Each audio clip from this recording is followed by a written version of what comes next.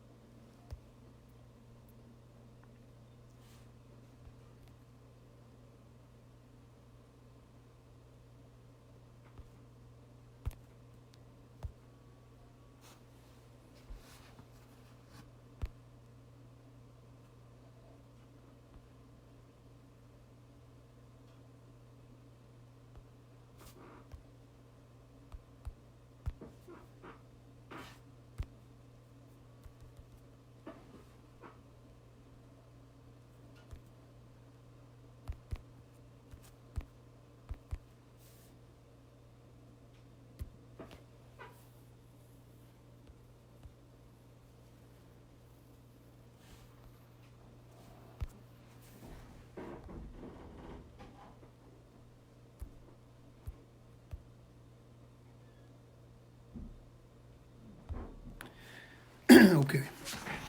Bismillahir Rahmanir Rahim. Alhamdulillahi Rabbil Alameen. Wassalatu wassalamu ala Rasulillah.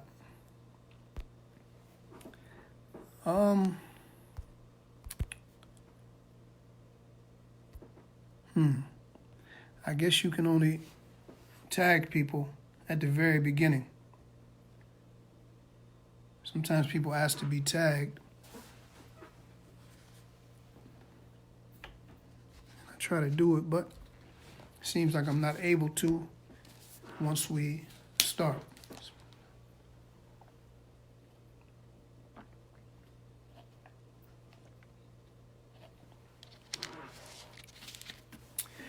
Okay, alhamdulillah. Okay, today we're going to complete the chapter on fasting, inshallah. And this chapter is going to deal with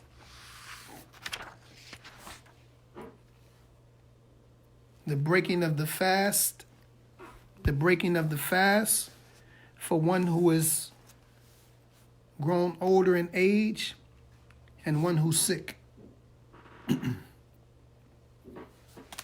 وعليكم السلام ورحمة الله وبركاته. شديد.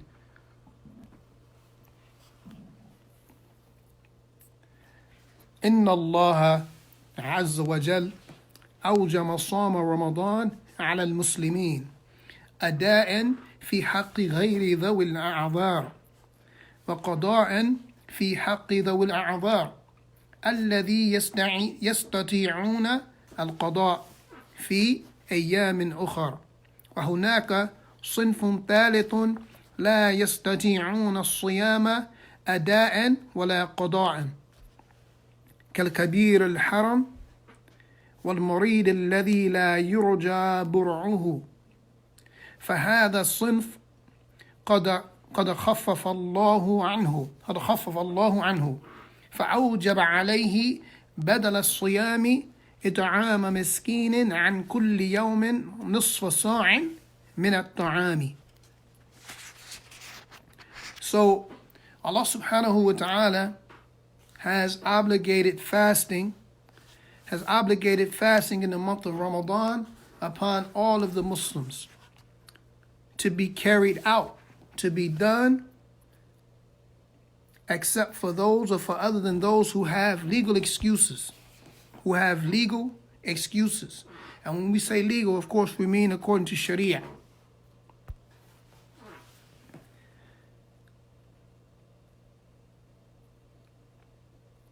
Now, and those who have legal excuses, those who are able to perform or to do an expiation, to fast for expiation in days later or days that may come afterwards, meaning that those who are able to make up the fasting later and those who are not.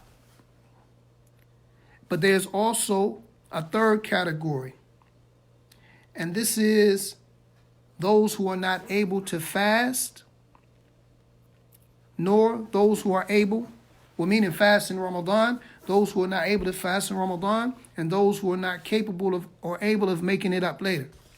Like, for example, the one who has reached old age and the one who is sick.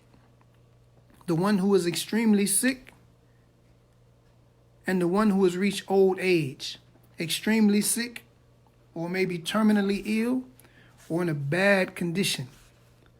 Then these person, or these people, or these two groups of people that fall under this category, they're not able to fast, nor can they make it up. So this particular category of people, Allah subhanahu wa ta'ala has lightened their load. He has made it easy upon them. And He is obligated, He is obligated upon them to exchange fasting for feeding poor people. Feeding a poor person for each day that he or she is not able to fast. Allah subhanahu wa ta'ala, He says, لا يكلف الله نفسا إلا وسعها. وقال تعالى وعلى الذين يطيقونه فدية طعام مسكين. قال ابن عباس رضي الله تعالى عنه هي للكبير الذي لا يستطيع الصوم. رواه البخاري. Allah subhanahu wa ta'ala, He says in Surah Al-Baqarah, verse 286, He says, Allah does not put a burden on any soul greater than it can bear. And Allah subhanahu wa ta'ala, He says, also in Al-Baqarah 184, وَعَلَى الَّذِينَ يُطِيقُونَهُ فِدْيَةٌ طَعَامُ مِسْكِينٍ. And upon those who are able to do it but with difficulty, with difficulty, then they should feed a poor person for each day. And Ibn Abbas, radiallahu ta'ala anhu, he said that this is referring to the one who has reached old age and who is not able to fast. He's not capable of fasting. And this is hadith has been narrated by Al-Bukhari. وَالْمَرِيضُ الَّذِي لَا يُرْجَى بُرْعُهُ مِنْ مَرْضِهِ فِي حُكْمِ الْكَبِيرِ فَيُطْعِمُ عَنْ كُلِّ يَوْمٍ مِسْكِينًا. And the sick person who is not able to fast, he falls under the same category as the one who is elderly. So he feeds a poor person each day. وَأَمَّا مَنْ أَفْطَرَ لِعُذْرٍ يَزُولُ كَالْمُسَافِرِ وَالْمَرِيضِ مَرَضٍ يُرْجَى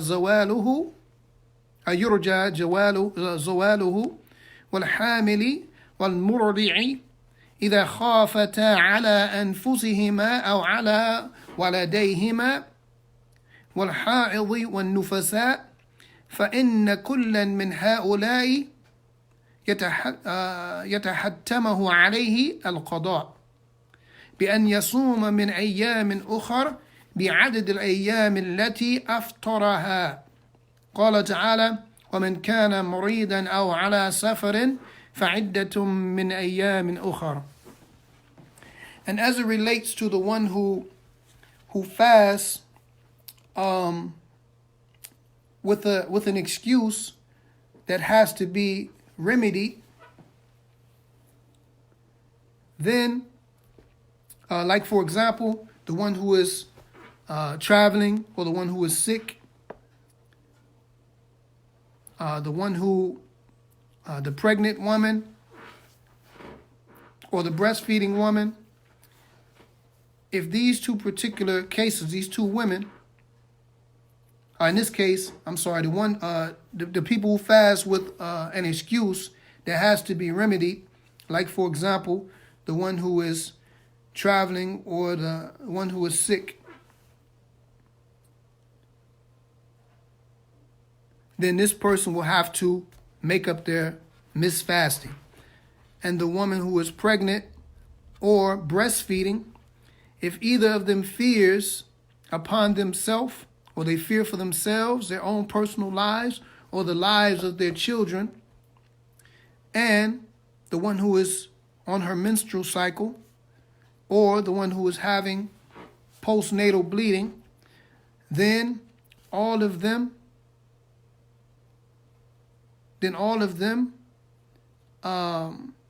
they have to make up the fasting that they miss. They have to make up the fasting that they miss. And the way that they do that is by fasting days that come, like we explained before. Fasting, making up those days after Ramadan.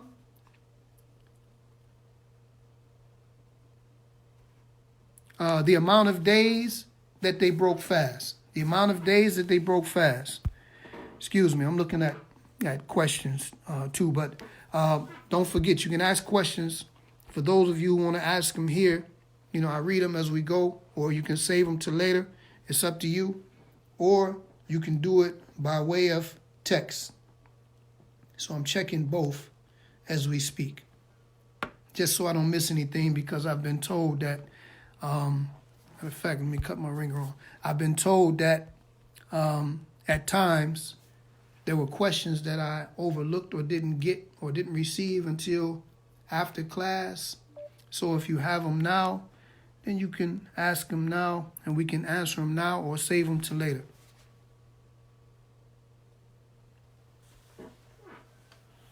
Now, so they should make them up in days to come, the amount of days that they missed. Allah subhanahu wa ta'ala, He says, and whoever is ill or on a journey, then from days to follow, then they should make them up in the days that follow. وفطر المريض الذي يضره الصوم والمسافر الذي يجوز له قصر الصلاة سنة.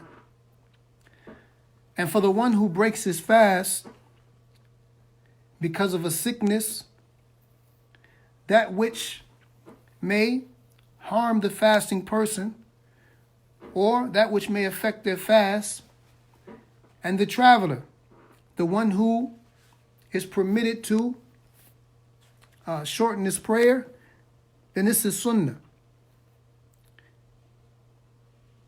If he wants to shorten his, fast while he's traveling, then this is also from the sunnah of the Prophet sallallahu alaihi wasallam.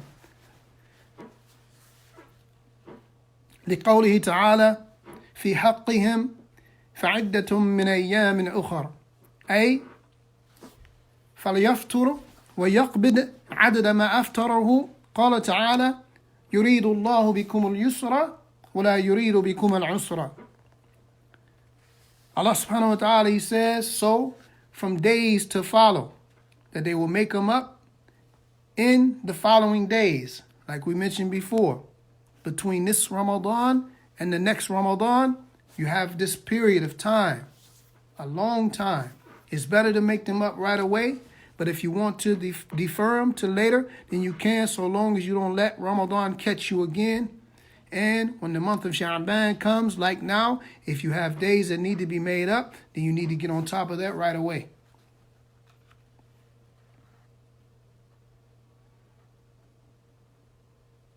Now, وفطر المريض الذي يضره الصوم والمسافر الذي يجوز له قطع الصلاة سنة لقوله تعالى في حقهم فعدة من أيام أخر. Now, so this person, he has the choice.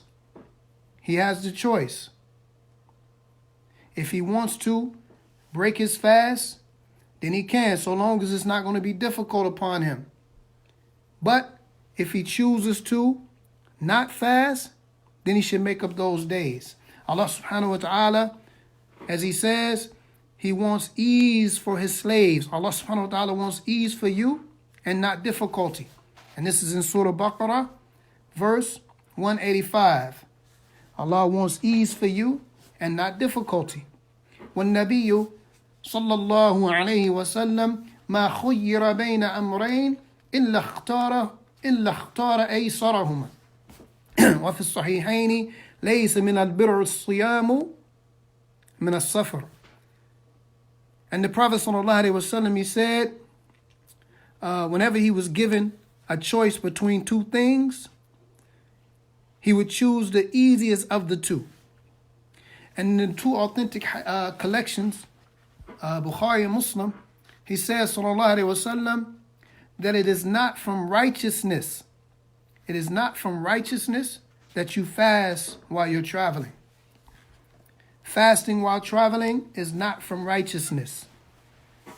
It's not from righteousness. It's not from something, as some people deem that this is something from piety and righteousness that you fast when Allah subhanahu wa ta'ala has permitted you to take this time as a rukhsah, a permission. Allah subhanahu wa ta'ala has given you a gift of ease because in traveling there's punishment. Right? Traveling is a piece of punishment.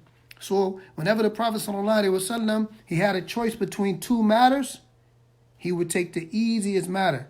Allah subhanahu wa ta'ala, يُرِيدُ اللَّهُ بِكُمُ الْيُسْرَ وَلَا يُرِيدُ بِكُمُ الْعُسْرَ. Allah subhanahu wa ta'ala wants ease for you and not difficulty. So we'll find some people who travel in groups, and some people fast and some people don't fast, and they try to make you feel as if this is something from piety, and if you don't fast, then you're not pious or you're not righteous. When in reality, you have a choice, and this is what the Prophet ﷺ used to do. It was from his sunnah that when he would travel, he wouldn't fast. And this was the type of traveling that would permit one to shorten their prayer. Something to point out. Wa alaikum salam wa rahmatullahi wa barakatuh, Michael. Something that I want to point out is here when it says, وَالنَّبِيُّ مَا خُيِّرَ بَيْنَ أَمْرَيْنِ إِلَّا اخْتَارَ أَيْسَرَهُمَا. That the Prophet ﷺ, when he was given a choice between, or when he had a choice between two matters, that he would choose the easiest one. This was in two well-established, permissible matters. Right? And this is a lesson for us. Not that we search out the thing that suits our desire. No. We do what's been legislated for us to do. But when we're being confronted with two issues, then we should try our best to take the easiest one, to make it easy upon ourselves and upon others. And unfortunately, most people will do that when they're alone. But when they get around other people, I guess it's, I don't want to say macho or whatever, but unfortunately, the people, they front. But in all matters, we should try to make it easy upon ourselves because Allah subhanahu wa ta'ala wants ease for us and not difficulty. And we shouldn't make it difficult on ourselves or the believers.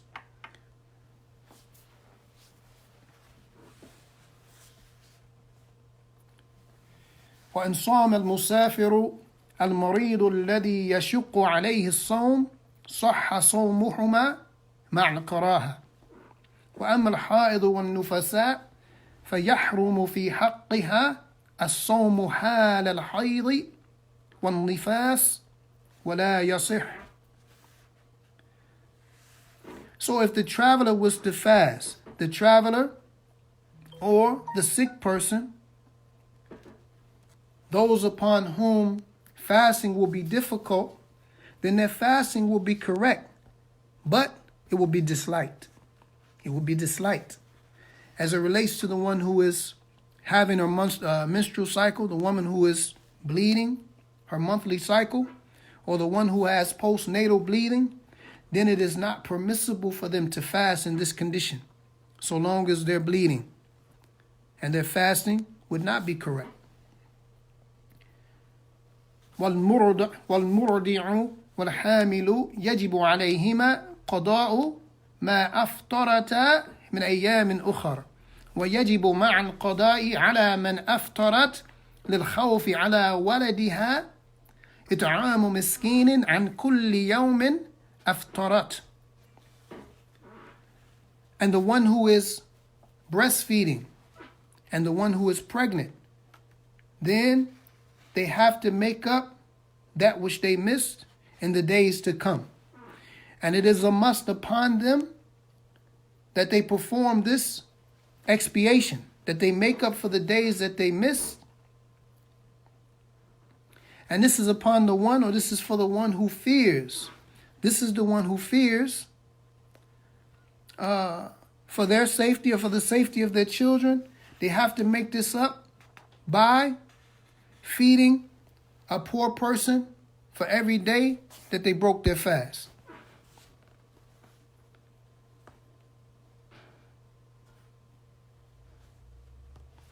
وقال العلامة ابن قيم رحمه الله تعالى: أفتى ابن عباس وغيره من الصحابة في الحامل والمرضع إذا خافتا على ولديهما أن يفطرا وتطعما عن كل يوم مسكينا إقامة للإطعام مقام الصيام، يعني أداء مع وجوب القضاء عليهما. And the Allama Ibn Qayyim, may Allah have mercy on him, he said that Ibn Abbas and other than him from the Sahaba, the companions of the Prophet, they issued a fatwa. They gave a fatwa concerning the pregnant woman and the woman who is breastfeeding. If they fear for their child, that they break their fast and that they feed a poor person for every day. And this is taking the place. This is taking the place. This feeding this poor person, it stands in the place of the fasting that they miss.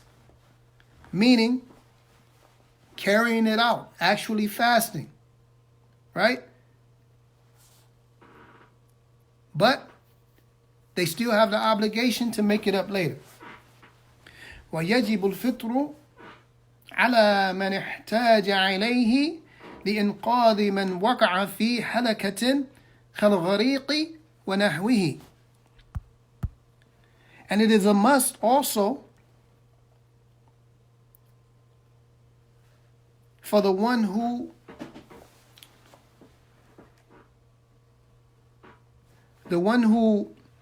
is in need of saving himself from destruction, or saving one who is falling into some type of destruction, or one whose life is in danger.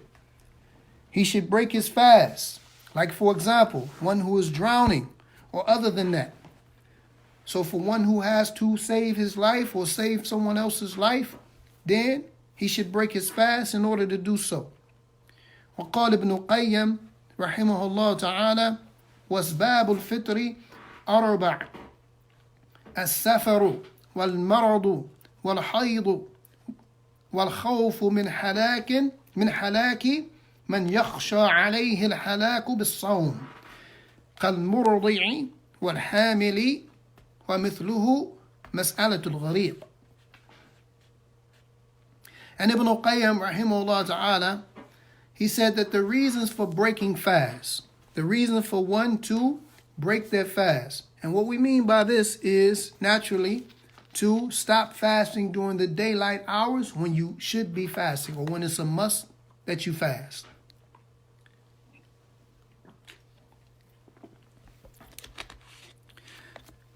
Now, we mentioned this before, that the Muslim has more right to this feeding than anyone else. So the Muslim should be fed, and you should exhaust all measures in trying to feed a poor Muslim. And if you can't find any poor Muslims, then fear Allah to the best of your ability and feed who you can.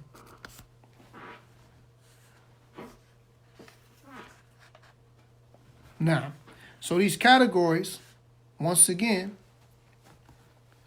is the one who's traveling, the one who's sick, the woman on her menstrual cycle, and the one who fears death. The one who fears death. Or he feels, or that he fears that fasting will affect his life in some type of way. Like, for example, the woman who's breastfeeding, or the one who's pregnant, and like the example of the one who drowns. So if you fear for your life, or you fear for the life of someone else, your child, or you have to rescue someone, then you should break your fast.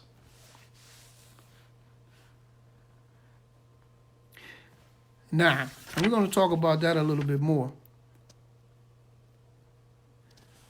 The woman who is menstruating, can she feed a poor person as well?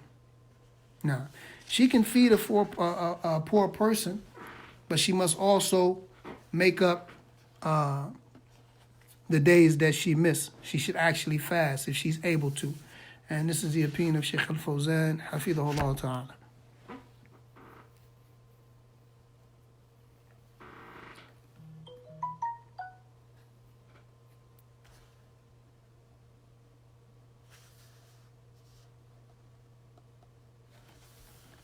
وعليكم السلام ورحمة الله وبركاته.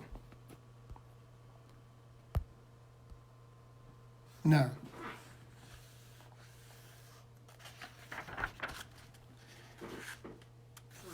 ويجب على المسلم تعيين نية الصوم الواجب من الليل. And it is a must that the person distinguish the niyyah of the obligatory fasting at night. كصوم رمضان وصوم الكفارة وصوم النذر بأن يعتقد أنه يصوم من رمضان أو قضائه. So the person should make the intention at night. This is for the obligatory fasting, the fasting that's obligatory upon him, meaning the fasting in Ramadan, or the kafara, or the nadhr, the fasting for the vow. And we mentioned these categories yesterday, well, the day before. Yesterday we were supposed to review. And this is so that he knows, because he believes that the fasting, that this is the fasting of Ramadan, or that which stands in its place, meaning making it up, fasting in order to make it up. So if a person owes days from last Ramadan, for example, and he wants to fast tomorrow, then he should make the intention tonight. He should make the intention tonight. And we mentioned why. أو يصوم نذرا أو كفارة لقوله صلى الله عليه وسلم إنما الأعمال بالنيات وإنما لكل امرئ ما نوى. Because of the statement of the Prophet sallallahu alaihi wasallam, verily the actions are but by the intention, and everyone will get that which he intends. So we have to have the niyyah in place, right? It's not enough for a person to say, well, he intended well, or she intended well. No, the intention should correspond with the action, and likewise. If a person focuses on fixing the niyyah, then you'll see much better interactions amongst the people. And you'll see the slave becoming closer to his Lord. And you will see the people practicing Islam in a beautiful way and making Islam look the way it's supposed to look, the way it used to look, and returning the Muslims back to when we had izzah, power, might, and respect. Because if you intend well, if your intentions are good, then inshallah your actions will be good. What's inside of you will start to show on the outside. If your intentions are pure. If you correct your intentions and do what you do for the sake of Allah subhanahu wa ta'ala and not for the people.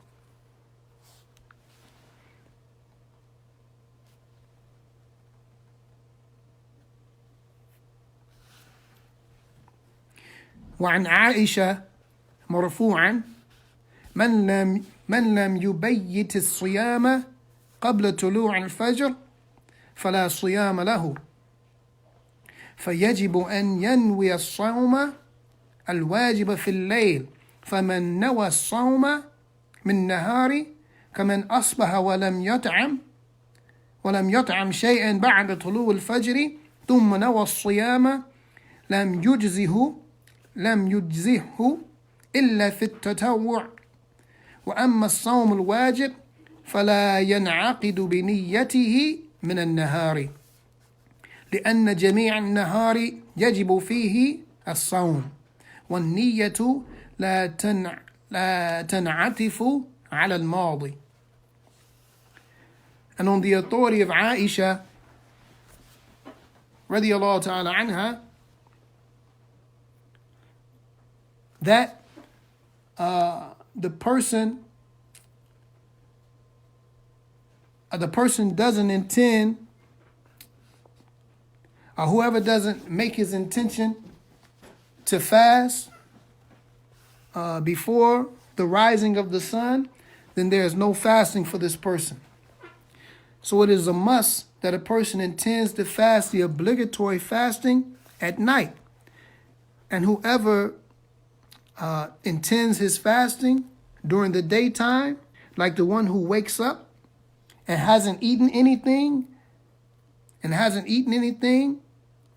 since before the sun rose or since before Fajr, then they were to intend to fast, then they will not be rewarded for such an intention, except if this was done in a voluntary fast, except for if a person was fasting voluntarily, meaning outside of Ramadan, like some people fast on Monday and Thursday, or on the white days or something like that.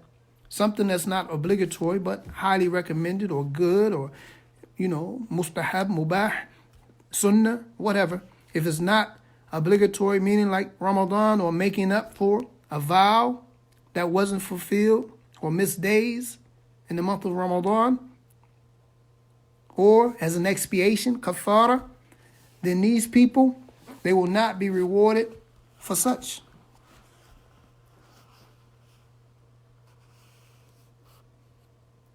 Now, and as for the one who, as for the obligatory fasting in the month of Ramadan, or what we mentioned,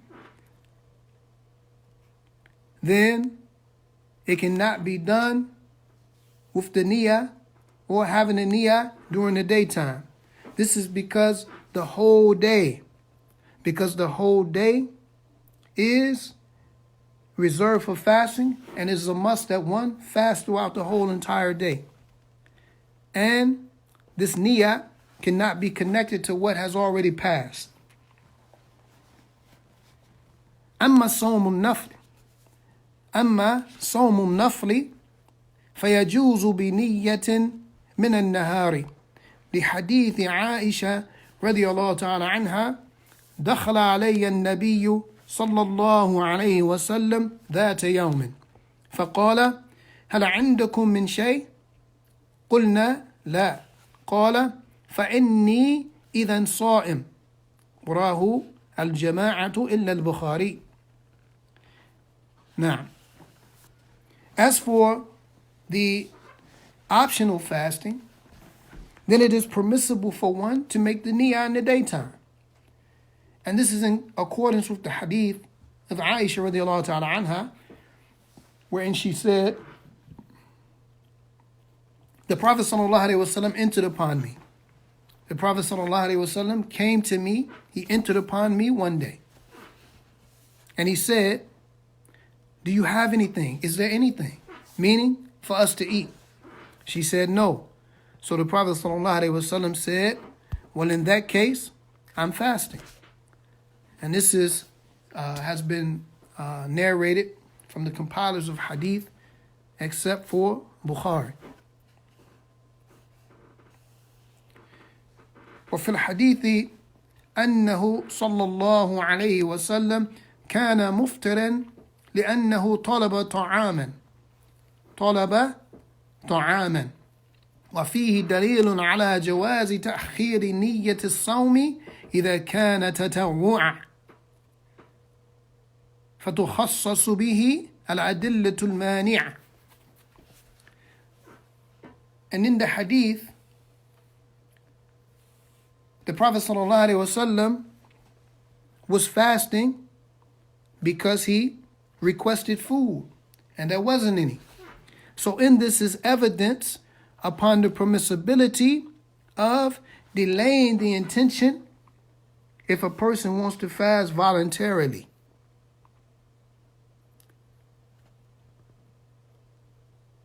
Now, so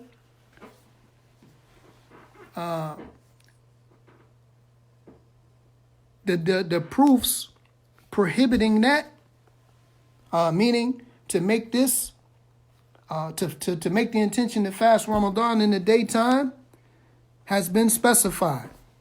Wa alaikum salam wa rahmatullahi wa barakatuh. Now,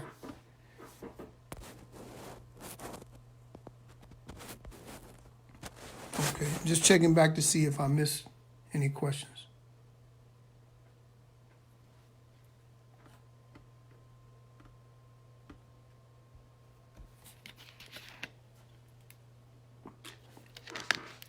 Okay.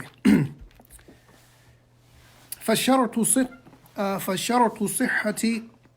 صحة صوم النفل بنية من النهار أن لا يوجد قبل النية مناف للصيام من أكل وشرب ونحوهما، فإن فعل قبل النية ما يفطره ولم يصح الصيام بغير خلاف. نعم.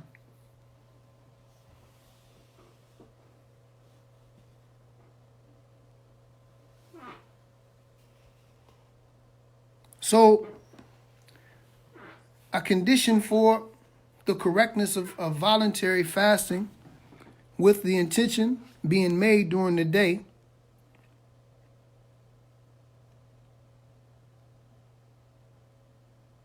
is that there was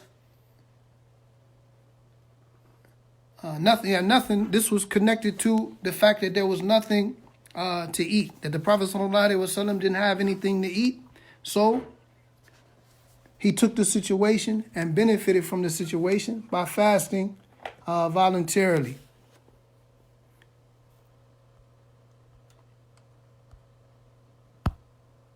Wa alaikum salam wa rahmatullahi wa barakatuh.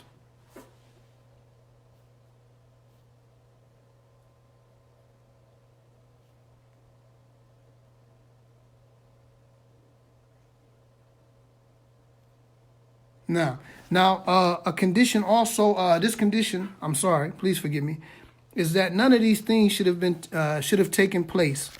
None of the things that actually negate fasting or break the fast should have occurred. Meaning that one of the conditions for this niyyah to be correct is that a person he or she should not have eaten anything, shouldn't have had anything to drink, or other than that would break the fast naturally or legislatively. Meaning that if a person was to get up, like we mentioned, the actions of the Prophet ﷺ, that he began fasting when he noticed that there was nothing to eat. In this instance, the sun had already risen. It was the daytime, and he hadn't done any of the things prior to him making that intention and beginning to fast. He hadn't had anything to eat or drink, or other than that, any relations. So it was permissible for him to fast in that instance outside of the month of Ramadan. And this is connected to the voluntary fast, not the obligatory fasting. But if he was to have done some of that or any one of those things, if one was to do those things prior to the intention, then there will be no fast for this person. And there is no difference or no differences of opinion as it relates to that. We'll conclude with that. If there was any corrections, any comments, any questions, we'll try to answer them. If we're not able to, then we'll make sure that we get the questions to someone who can. Forgive me for my shortness today. I've had a very, very long day, but I didn't want to not finish this chapter. So alhamdulillah, we finished this chapter هذا وصلى الله وسلم وبارك على نبينا محمد وعلى آله وصحبه أجمعين.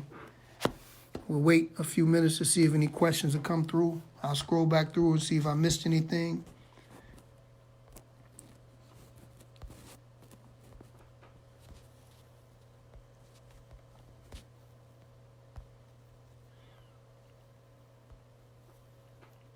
Inshallah, no questions, no comments, no advices. Inshallah, tabarakallah. سبحانك اللهم وبحمدك أشهد أن لا إله إلا أنت أستغفرك وأتوب إليك. Inshallah, tomorrow we'll get back to the rest of the pillars. I guess we'll go back to zakat if we haven't finished everything connected to as-salah. Inshallah. Assalamu alaikum wa rahmatullahi wa barakatuh. Rashad. وفيك بارك الله شيخنا.